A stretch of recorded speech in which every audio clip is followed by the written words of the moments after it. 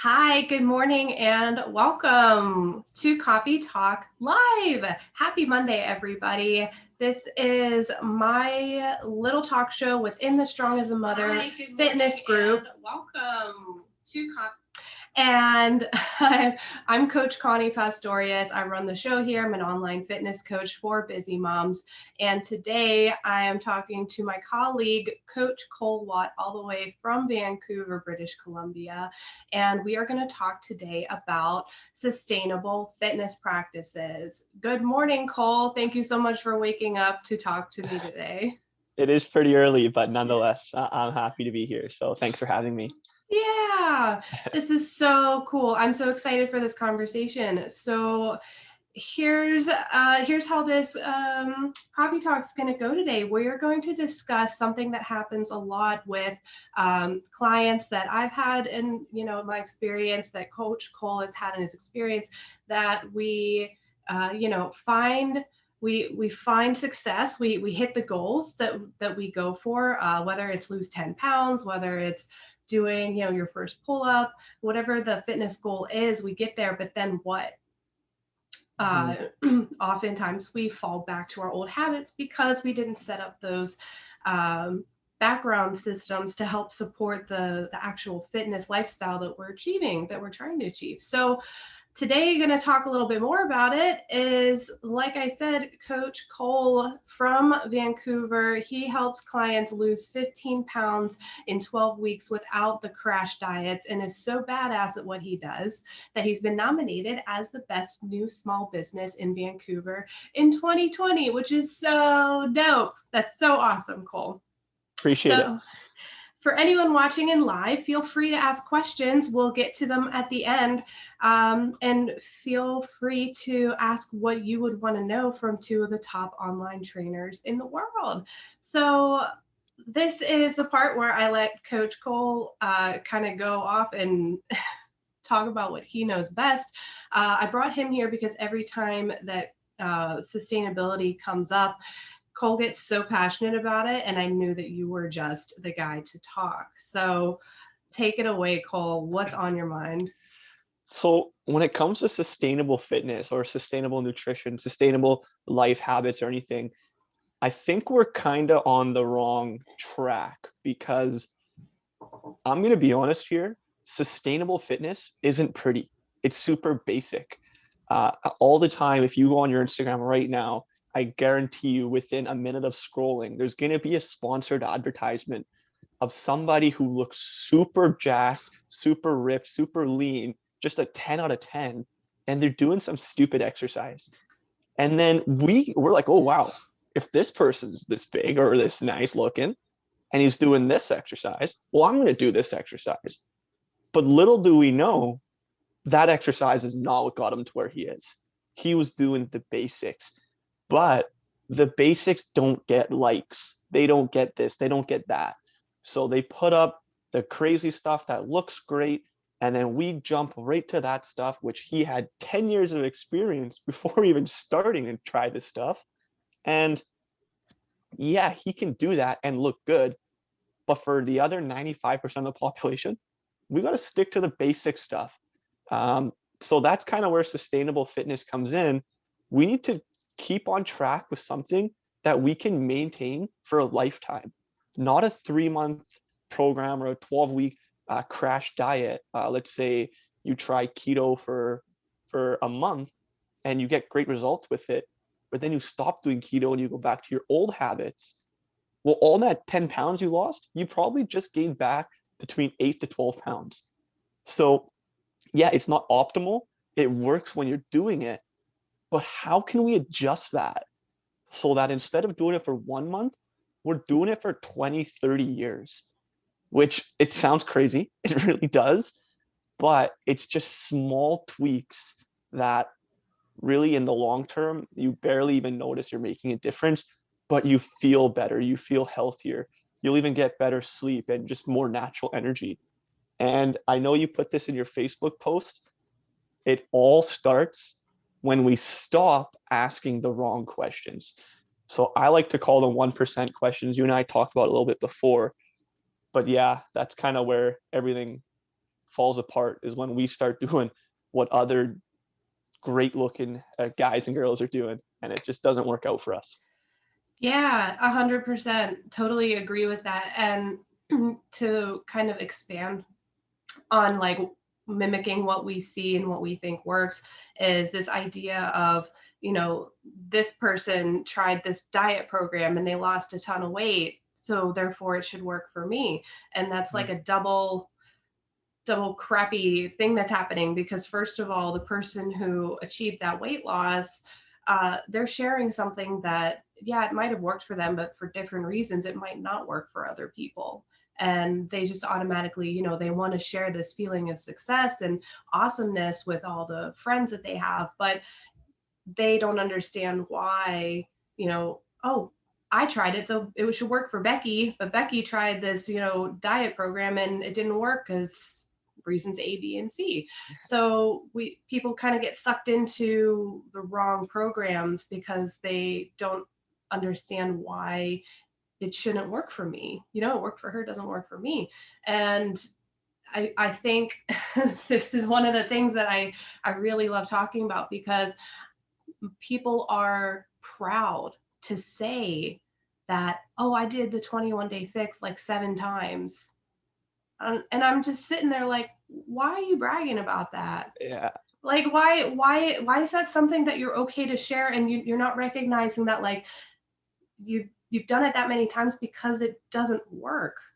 Or they say, well, it worked when I did it, but then what? So I think there's just maybe this industry norm that, I mean, you can tell me your experience on it, but that we're almost set up to just lose weight, have a little bit of success, and then go back and then try something else and go back, and repeating this cycle. So talking about sustainability, it almost sounds like against the grain. Is that something Yeah. that like you're noticing too? Well, it's funny you say that, because how many times have you personally heard, whether it's your friends, your family, whoever it is, it might have even been yourself at one point, say, You're noticing too? well, I'm gonna go on a diet again. Again. Meaning the first time something didn't work out, because obviously you're back to square one, to where you need another diet. So obviously, like, I'm no Einstein or anything here, but if something doesn't work, yet you've tried it 2, 3, sometimes even upwards of 10 times, why are we still doing that? If it doesn't work, we need to let go of it. And that's where sustainable fitness comes in, because it's literally as simple as this, Connie. If I want to go in a 100 caloric deficit, so let's say my caloric maintenance level is 3,000 calories. So if I want to maintain my current weight, I just need to eat 3,000 calories. I won't go up and I won't go down. But let's say, you know what? I want to lean down a little bit for the summer. So I don't want to go in a huge caloric deficit and potentially lose muscle, but it's also hard to eat 2,500 calories and feel full. So if I find it hard, this is where a diet would tell you, you need to eat 2,500 calories, because then you're going to have that 500 caloric deficit and you're going to lose 1 pound per week. 1 calorie is 3,500, or sorry, 1 pound, 3,500 calories. So over 7 days of eating at a 500 caloric deficit, we're going to lose 1 pound. Now, that's what a diet tells you to do. And notice how there's no flexibility in there. You need to do this to achieve this. That's where failure happens, because most of the time we can't do this, so we can't achieve this. So just in terms of sustainable dieting or sustainable nutrition, flexible dieting, whatever you want to call it, if I want to eat 2,800 calories or 2,900 calories, now that's only 1 or 200 less than my caloric maintenance level that I'm used to. So that could literally be as simple as, you know what, instead of having 2 cans of Coke today, I'm going to replace one with a glass of water. Right there, I'm down about 160 calories, or however many calories a can of Coke is. But it's literally that simple. I'm not changing my breakfast, lunch, dinner to something that looks like it's just unreasonably healthy. I'm still eating the same thing, yet I've just taken 1 can of Coke and replaced it with water, which, yes, it could be tough, but I feel like that's also doable. My clients feel like that's doable. And one of my clients, he likes to drink and he likes to drink quite often. So what he does is when he drinks, he'll usually have one beer less than he's normally drinking. And because of that, he's about 150 calories down each time. Now, if you're only losing 150 calories per day, or sorry, if you're burning 150 more calories than you're eating per day, you're not going to lose weight rather quickly, but you're going to be able to do it forever because you don't even notice that you're dieting. So yeah, I do think it's an industry norm. I think we're all set up for failure. I even like Weight Watchers. You know Weight Watchers? Oh my gosh, every mom that I talk to in this neighborhood has done Weight Watchers at some point. It's like some secret cult that I don't know about. Yeah. Yeah, go on. Tell me more. So my mom and my stepdad were actually doing Weight Watchers not too long ago. Did they see good results with it? Yeah. But they weren't seeing results because they were on Weight Watchers. They were seeing results because they were watching what they ate. That's, I don't care if you're doing keto, carnivore, if you're vegetarian, if you're going on some whack diet plan, that diet plan isn't the reason you're losing weight. You're losing weight because you're paying attention to what you're eating. It's just that simple. If you look and write down everything you eat in a book and you write down how many calories it is, I guarantee you're going to start seeing more and more progress in terms of weight loss. Or if the goal is muscle gain, you'll probably see progress in that way too, just because you can look at your book and say, holy crap, I've been eating way too much. Mm-hmm. So it's literally like that. And I know Weight Watchers, they have a 0 point food, which is like, I'm no weight loss or sorry, Weight Watchers expert. I actually don't even know how it works, but I know they count their foods based off points. Now, a 0 point food just means it doesn't have 1 point, but it's still like 0.6 or 0.8, whatever it is. Mm-hmm. So they say you can eat as many of these 0 point foods as you want, but they're still adding up to points. So, like I said, it's industry norm. I think a lot of us are getting played, but it's Yeah. unfortunate.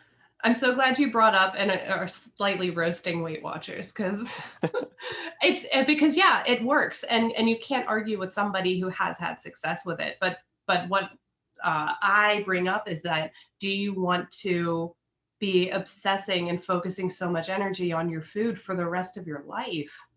Mm-hmm. And the answer is no. as much as they think they might like be okay with this habit, like you have so much more cool stuff that you can do with your life when you're not devoting so much time and energy to the food that goes in and out. So yes, I do think that there's a new conversation to be had about the unsexy side of going on a diet and managing weight loss, because so we're kind of going into two different topics, and we'll briefly go on one because I want to go way more into the other. But this feeling of going on a very restrictive diet as a form of punishment, right? I ate an entire pizza this weekend, so I need to go no carb now, and I need to cut all the carbs out of my diet because they're bad for me and I suck at and these are conversations people we have in our heads. It's like I can't control the food that I eat, so I'm just going to completely cut out a food group. And you feel that when you do that, you're kind of paying for, you're punishing yourself for what you did. Therefore, you'll see better results because we're doing a super restrictive thing. We're going to lose all the weight really fast. But then you walk past a slice shop, which is really easy in my neighborhood, and you're like, oh my gosh, I'm starving. Then you eat one piece of pizza and it's all gone. And then you feel like crap again. And then the cycle repeats. This is the neurotic behavior around eating and around our diet. So doing the unsexy stuff, doing the little tweaks, the little changes, that is where the success is, because even though we don't feel like an immediate shift in our behavior, it's very small, this is the way to effortlessly start living a more consistently healthy life. And this is where you came in and started talking about the 1% changes. So I want to hear more about that. Yeah, just before we get into 1% change, I just really quickly want to talk about the pizza story there. I think punishing ourselves it doesn't make sense. It's too negative. It gets us on the wrong track. We want to go on the path to success, and punishing yourself, it doesn't put you anywhere close to success. So yeah, you might have indulged in an entire pizza, but that's fine. There's been days, Connie, I guarantee you've done this as well, because I certainly have, and so has 100% of the population. I wanted to work out, let's say today on Wednesday. I wanted to work out Wednesday. Life happened. I couldn't get the workout in. I'm not going to punish myself for that. I'll just say, okay, you know what? What can I do today that'll still get my body moving? It doesn't need to be a workout, but maybe, maybe I'm going to go for a 20-minute walk because I have 20 minutes in between meetings or whatever it is. Now, rewarding yourself is a much better way of doing it. If you eat a whole pizza, reward yourself with whatever it is in the morning. And don't reward yourself with food. We're not dogs. We don't need to be rewarded with treats. Yes. So for example, I like to stick with 3-month plans. I'm sure you prescribe 12-week programs to your clients. Mm-hmm. I do as well. I put myself on 12-week programs. Now, if I can only miss 2 workouts within 12 weeks, not a lot of room for error there. I treat myself to something. And it's not food, I'll tell you that. It's not food, and it's not a night out of drinking. So I think I'm on week 9 right now, and I haven't missed a day. So this is the best I've personally ever done. But at the end of this 12 weeks, if I can manage to do it, which I'm on pace to, I told myself, you know what? I'm going to buy myself headphones that I've always wanted, whatever it may be. I'm just a good pair of headphones. I've never really had that. So yeah, that's one way of rewarding myself if I stay consistent and successful on my journey. But yeah, going to the 1% questions. These are brutal. I know you get these in your DMs all the time, and they're just questions that they maybe seem important, but in the grand scheme of things, it doesn't change anything. So for example, a 1% question would be, hey, Cole, should I go to the gym 4 days a week or 5 days a week? It doesn't matter, just go. Like whether you do 4 or 5, the results might change a tiny bit, 1%, but in the time that it's taking you to decide on a program plan that's 4 days a week versus a program plan that's maybe 5 days a week or even 3 days a week, you're doing all this research when that time could be spent just starting. Just start. That's what I always say. That's the hardest part. The hardest parts are realizing there's an issue and just starting. Those are the 2 hardest parts. And then consistency is another issue in the long term. But just start. That's 1% questions. They're all over the place. Before you ask a question, you need to think to yourself, does this question actually matter? Or am I just overthinking it? And then we can go from there. So I have a great example here of a bro split. And this is a video going out on my Instagram tonight. I got You call it a bro split? We call it bro split. So like chest on Monday, back Tuesday, shoulders, whatever it is, right? And it's a 6-day-a-week program hitting a different body part every day. And the question was, are bro splits better than upper body, lower body splits? So upper body meaning you hit upper body twice a week and lower body twice a week. That's only 4 days a week. Now, this isn't really a 1% question, but it's still pretty close, because if you're a beginner, obviously at an elite level, 1% questions do matter because you're looking for that 1% gain. You're already super elite. It's hard to improve at that point. But for the other 90% of us, just doing anything. So a bro split versus a 4-day-a-week split, it's not so much a 1% question, but for most of us it is. So I'm putting that live on my Instagram tonight if you want to check that out. But we'll plug my Instagram in a second there. But another cool thing is how easy it is to just start.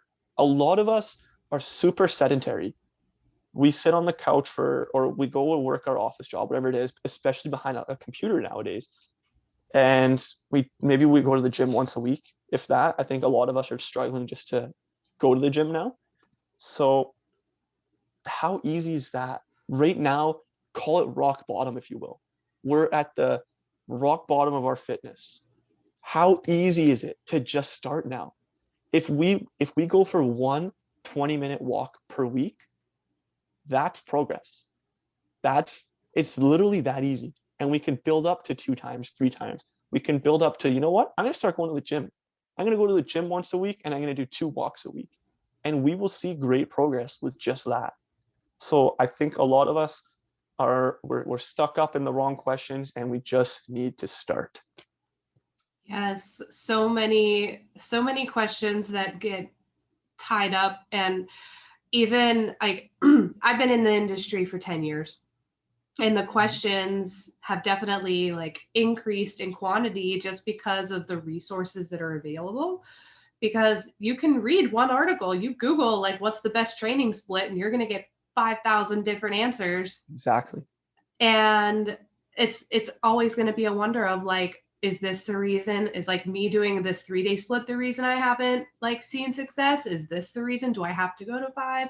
Or, you know, talking about the variation in diets, keto, paleo, vegan, gluten-free, whatever. And people always asking like, oh, this is a thing, this matters. Is this the reason why I'm not successful? So these are kind of not necessarily asking the wrong questions, but not seeing the bigger picture. Mm-hmm. Right. And the bigger picture, the main answer is almost always work in the time that you have with the equipment you have available and the goals that you have for yourself.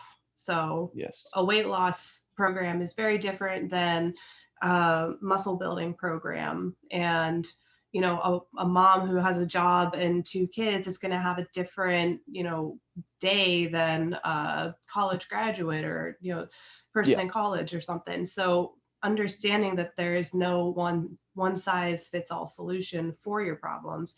And I think that's where you and I come in, coaches come in and help kind of narrow down the field of options. You know, when we're having those DM conversations with people, or when our clients come to us and say like, oh, I just saw this. Oh, I was having this whole conversation about seltzer water and kombucha and drink alternatives. Mm-hmm. And you know, they were asking like, is this healthy? Is this good for me? Can I have this? And when they're looking for an answer, like a yes, Brittany, drink that, or no, Brittany, don't drink that, the better question is this something that supports the person that I'm trying to be? That's a good way of looking at it. Yes. Yes. And I think, like I said, having somebody in your corner, like your own, I feel like my client's own personal Google sometimes. Having that person and that coach to keep you on a particular path is where the value comes in with what we do, right? Because we understand the fitness element, we understand the nutrition element, and the lifestyle adjustment element, that we're not trying to get you to eat 10 pounds of broccoli a day. We're not trying to get you to spend 2 hours a day in the gym. But I don't know, you tell me if you think a little differently, but my goal is for my clients to not need me anymore.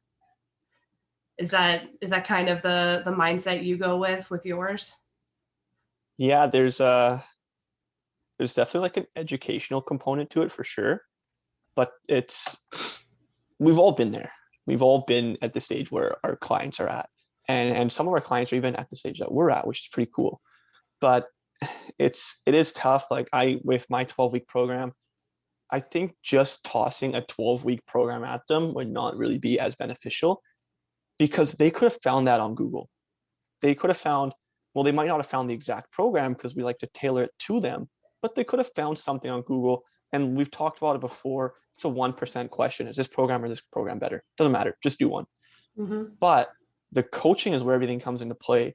So I personally have a 12-week educational period too. So every week there's going to be something. So week 1, I like to start with goals. How to actually make a goal that resonates with you, and then how to create an action plan so we can hammer out that goal. That's something most people don't actually know how to do. Their goal is just, I want to lose 5 pounds. Why? Why is that so important to you? And once they realize the why and the other why, well, now we have something that hits home to them. So I'm sure you talk about this all the time with your clients as well, but that's that's what motivates them to keep going. I want to lose 5 pounds doesn't mean much to anybody. Yeah, it'd be cool to lose 5 pounds, but why? And so that's just week one. That's starting out. What's our goal and what's our action plan? So in most cases, the action plan is literally as simple as, well, Cole gave me 4 workouts a week, so I'm going to start with doing at least 3 of them. That's a good action plan. That's a good start. It's week one. Keep that in mind. We're going from 0 workouts a week to 3. So yeah, I think it's a huge, it's having a coach is huge. I personally have one. I think it's great just having the accountability partner and a motivational person to do something for. And I like to say this, the first person we let down is ourselves. We don't like to upset other people, but all the time we're okay with upsetting ourselves. You know what? I'm not going to go to the gym today. I'll just start again tomorrow. But if you had a coach who said, well, why? Do you not have 45 minutes today that you can just hammer out a bunch of push-ups, sit-ups, and go for a little run? Mm-hmm. And then it's a different ball game. And if we all know it's true, we let ourselves down almost on a daily basis, whether it's something small or something pretty big. But having a coach has definitely helped me out in terms of, there's been days where I just wake up. I'm a morning workout guy. I love to work out in the morning. And there's just been days where like, do I really need to work out today? And then if I didn't have a coach, I probably wouldn't have done it. Yes. Yes. Because you can have the best program in the world, but if no one's there to like help you actually do it and work through the barriers. I talk a lot about barriers with the moms that I work with, and what I really try to explain is the difference between buying a workout program and hiring a coach like you or me is that workout program, when you do it on your own, you're going to get to a point where you normally would just quit on yourself. Like you talked about letting yourself down. And that's a really important point to get to, because when you have a coach to be there with you, you get to kind of have that little intervention and be like, okay, why? Why is this the point where you always bail on yourself? And what would it take to get over it? In my head, it's like one of those concrete barriers that are on the road. And I think of like, this is what's stopping you. What would it take for you to move past it? And we just talk through and understand, like, is it a matter of energy? Is it a matter of managing your expectations, being a little kinder to yourself, changing the workouts, whatever it takes, and moving past? Because we have these behaviors that we've developed over and over by failing over and over again. And we're either going to keep repeating that cycle and feeling this negative connotation with exercise and diet, or we find somebody that can help us work past them. And exactly. I think that is the value in having coaches like you, like me, like all the online trainers that are in our network that understand that it's getting past barriers and finding the long-term success and going off eventually, however long it takes, to be a fully functional, wonderful human being without us. Yeah. It's definitely cool. And what I immediately thought of when you mentioned that, when you asked about these barriers, they likely know the answer before you ask it. They likely know it, but they don't want to admit it to themselves. I don't have the energy. I don't have this. I don't even want to do this anymore. Mm-hmm. They don't want to admit it to themselves. But talking to a coach is kind of like talking to a therapist in some ways, where it's kind of a comfortable environment where I've had a lot of I've gotten comfortable with uncomfortable conversations. Let's just say that. And it's super beneficial on the client's end as well, because you had this self-limiting belief or a negative feedback or a negative thought, whatever it was, that you would have just held, and it would have stopped you at week 6, no matter which program you did. But now you're talking about it with a coach who's helping you overcome it, and ultimately telling you that you're overthinking it as well, because that's usually a case for a lot of people. And it's amazing how we can just kind of hop over the barrier or push past the plateau and just keep kicking ass. So yeah, it is pretty cool having a coach in that aspect. Yes. I love what I do, and clearly you love what you do as well. So this was a really awesome coffee talk. Speaking of coffee, Cole, what are you drinking today? It's like 5 a.m. your time. So I got a little bit of green tea here. I'm not a, Oh, believe it or not, I'm not a coffee guy, it's but okay. it's in my Won't hold it travel mug and against you. everything, ready to go. That's awesome. But yeah, I'm a green tea guy. I'm not really a caffeine guy, to be honest with you, but I don't feel the, yeah, I'm not like, obviously like the chocolate I eat has some caffeine, but whatever. But I'm not like I'm definitely not a Starbucks. What I feel like there's three different. You got to talk about 30 different things before you go into Starbucks. It's like baking a cake. There's so many different options. I just want a coffee. Come on, I just want a tea.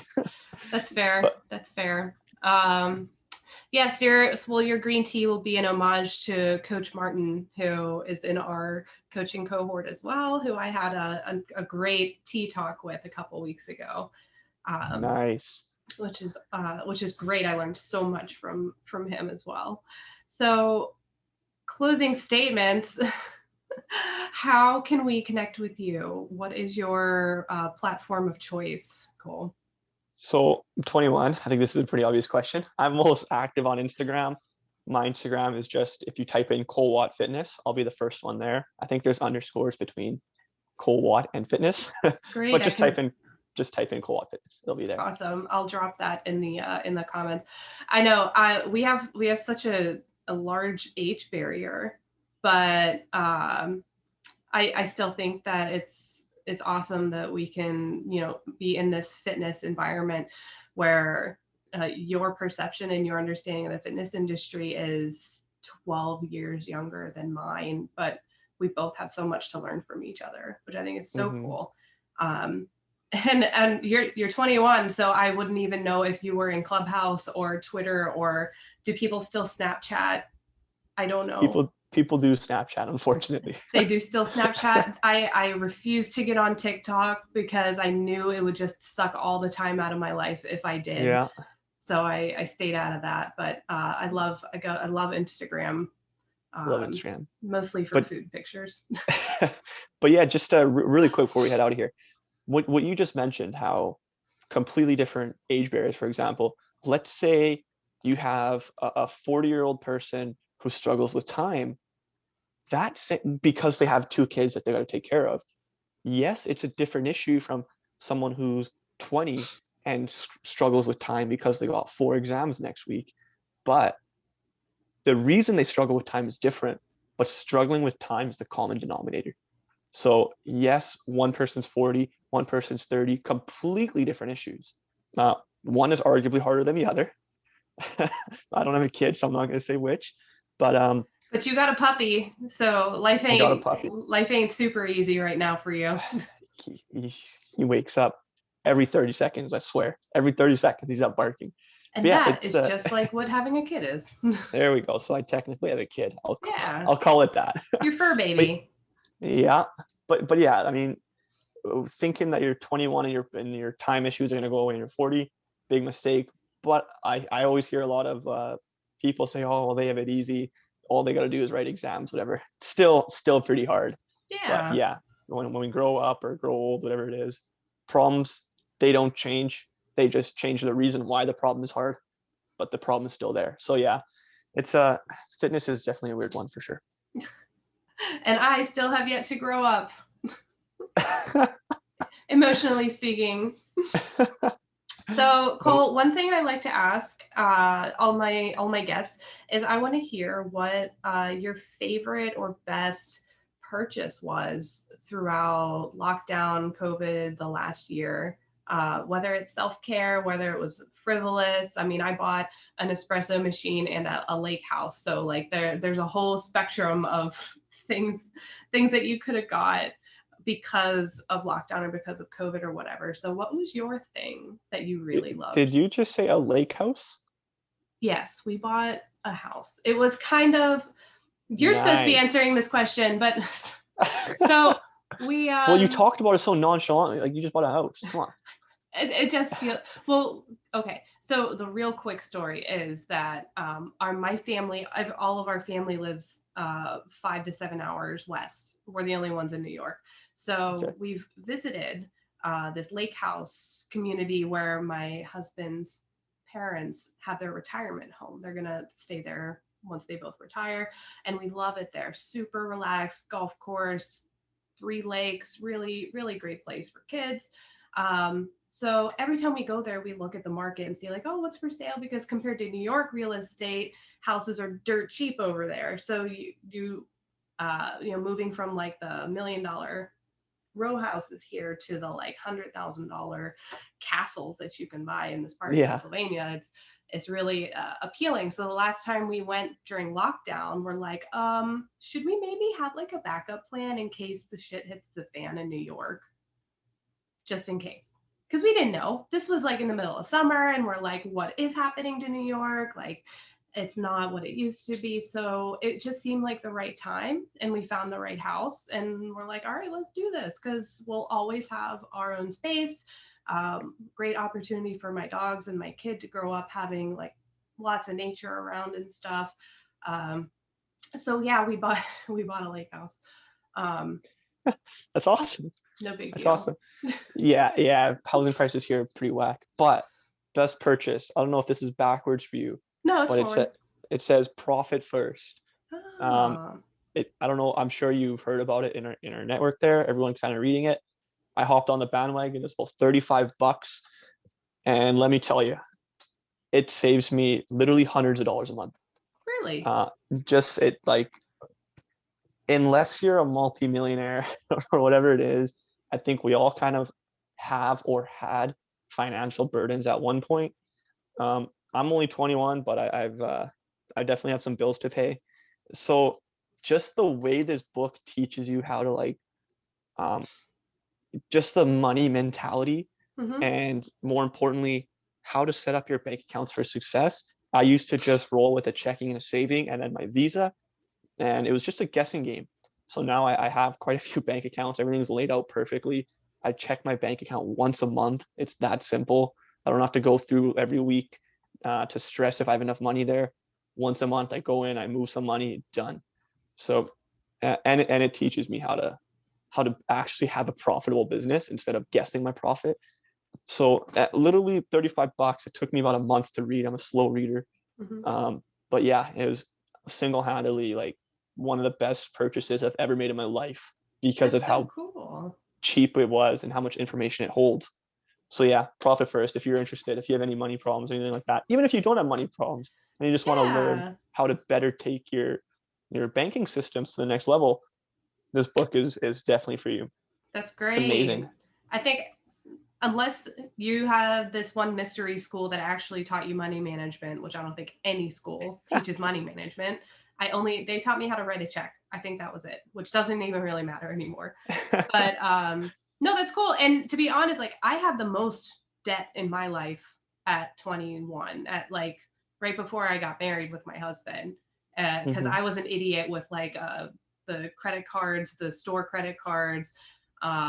Just okay, yeah, I'll buy that, I'll buy that, I'll buy that, no big deal. And then I had all this debt, and I was like, oh shit. So yeah, hey, debt can come on at any age apparently. But Yeah. that's great. That's a really cool one. Maybe I should have read that before I bought a house. But thanks so much, Cole. I am gonna let you get started with your day and probably get your workout done since That's it's what I'm going to do right after the this. Yeah. morning. Cheers. Thank you so much for joining me today. And folks, if you have any questions, you know how to reach Cole at Cole Fitness on Instagram. Drop your questions in the comment section. If you're watching the replay, be sure to subscribe to my YouTube channel so you can catch all of these awesome Coffee Talk live interviews. Feel free to join my Strong as a Mother Fitness for New York City Mom Facebook group, where I teach moms how to live a sustainably healthy lifestyle as moms in the home and in the community. So stay strong, stay caffeinated, and have an awesome day, everyone. Thank you. Thank you so much for having me.